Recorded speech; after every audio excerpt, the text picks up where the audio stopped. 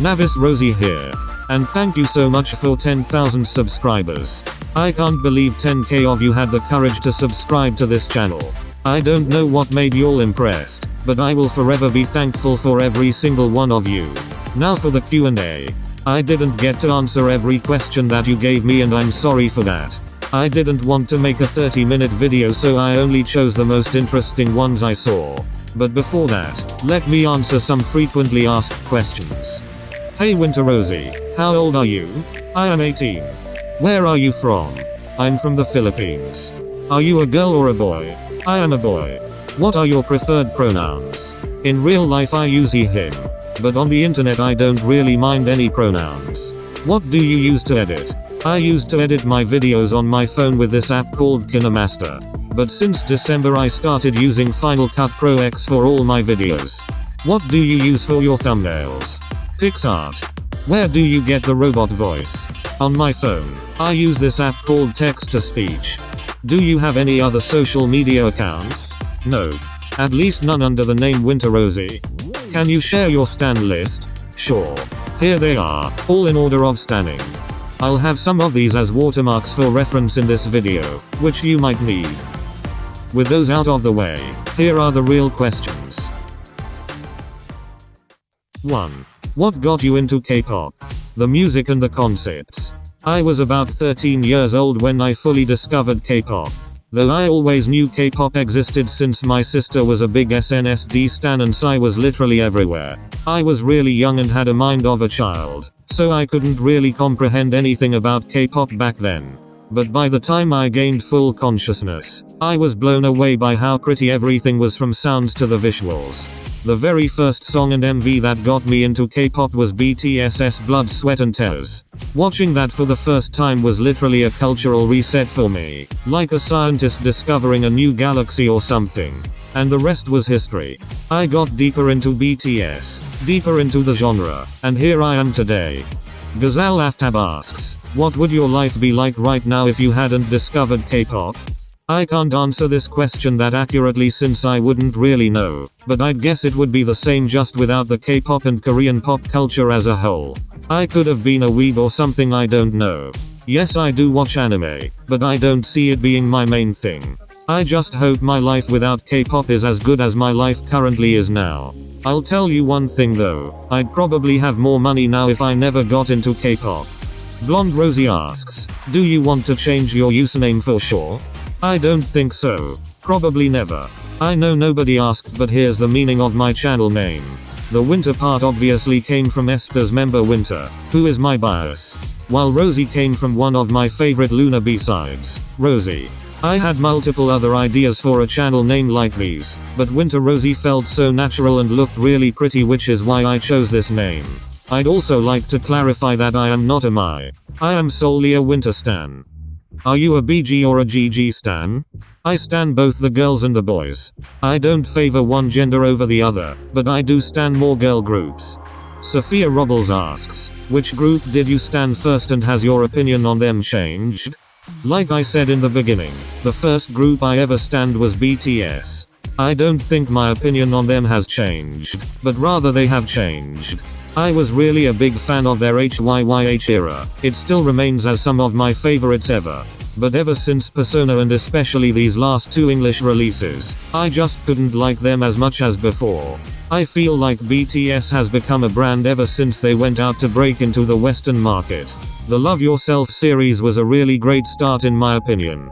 But the moment they released English songs it just didn't feel the same anymore. Instead of representing what K-pop was loved for, they tried to appeal to what the West wanted. BTS would never release something like Boy in Love these days, because it most likely wouldn't do well. Now I'm not saying this change was necessarily a bad thing, I just personally didn't like it at all. 6. Have there been a K-pop group in existence that inspire you in some way? I honestly don't think any specific group has inspired me. Knowing me, I'd probably say someone like aespa, but I feel like it's more of impact rather than inspire. Though I think K-pop in general did inspire me. Since getting into K-pop, I fell in love with cinematography, photography, directing, and maybe even composing. But I am more skilled with a camera than I am with an instrument, which is why it's one of my favorite hobbies to do. One of those hobbies is my channel. I love editing, writing, giving opinions, making people hate love me, and everything that drives my creative spirit. One of my dreams is to shoot my own music video. Heck, maybe even direct one for a group. Sometimes I even imagine producing my own groups. I love watching and making videos. K-pop has showed me more than I could ever imagine, and I have been inspired to be more creative and unique with all my work. And obviously, like these K-pop idols, I strive to accomplish my dreams and be successful in the future. 7. Do you have any K-pop songs that you loved or considered as iconic back then but upon recent listening, it did not age very well? Automatic by Red Velvet. I used to think this song was sent by God. Then after listening to it, I just found it boring and fell asleep. 8. Mariano Cabello asks, over the course of being a K-pop stan, has your mindset changed? What are some things and traits you still keep with you? It's been 5 years since I've gotten into K-pop, so I believe it's mostly just me growing up and maturing, but here are some things I used to think. I used to think being a solo stan was being a fake fan. Not liking all members meant that you hate the ones you don't like and think your favorite was better than everyone else.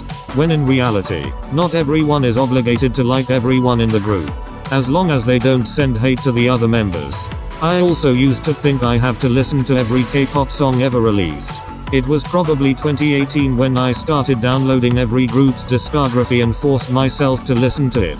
It was a bad phase that I honestly don't recommend to anyone. It taught me something though, that not every K-pop song was good to my ears.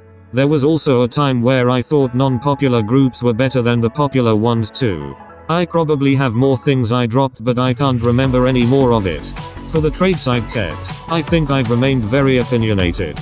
I don't care if no one asked, but if I feel like throwing it out there I will do it. 9. Do you engage in fan wars?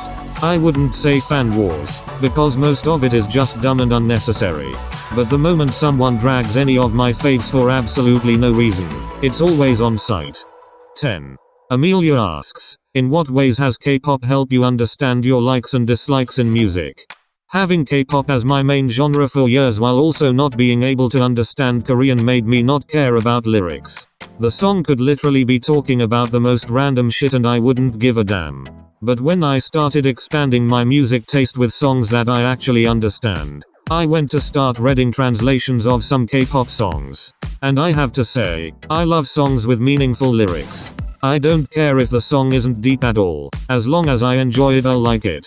But the moment I start understanding more of the song and its meaning, the more I'll love and praise it. As far as dislikes go, I don't like songs that are unambitious. Like a singer not singing with their heart, a dancer dancing with no energy, or an actor only reading the lines. I despise these kinds of songs, ones without purpose. Pop songs are made to be played everywhere. Ballads for when you feel emotional, experimental for trying out new things, hip-hop for lyricism and rapping, folk music for the culture. And when a song doesn't achieve at least one of those, that'd be what I consider an unambitious, badly made song. But thankfully there isn't much of it, so we're all good. I also learned that you don't need a specific criteria to tell if you like a song or not. It's mostly just gut feeling. If you like a song, you like it. And if you don't, you don't.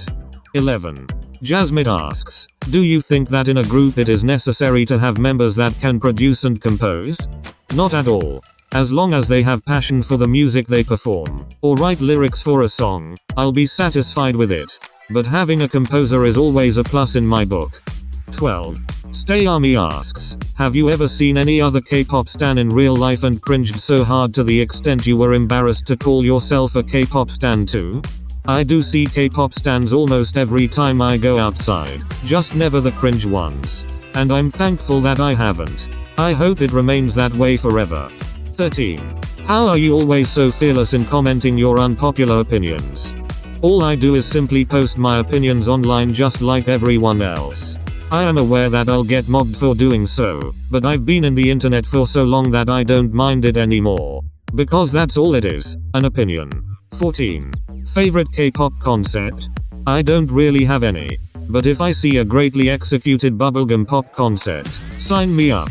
15. Do you stan any Western artists? I'm not necessarily a stan of these artists, but they're some of my favorite musicians from the West whose music I really enjoy. With some of it I even love more than K-pop. 16. If you had to choose one K-pop song to listen for the rest of your life, what would it be? This is a very tough one to answer. I can't think of only one, because a lot comes to mind. I guess any of these songs would do. All with their own distinct reasons, of course. Anyways, why would you ask such a question? It took everything from me just to answer that. Anyways, that would be it for this Q&A session. I hope you learned something about me in this video. And for the last time, thank you so much for 10,000 of you. I would have never imagined to reach such a milestone. And I really appreciate you all for making it possible. For our next one, maybe I'll try to get 20k before the end of the year. It's going to take a while, so I'll work extra harder.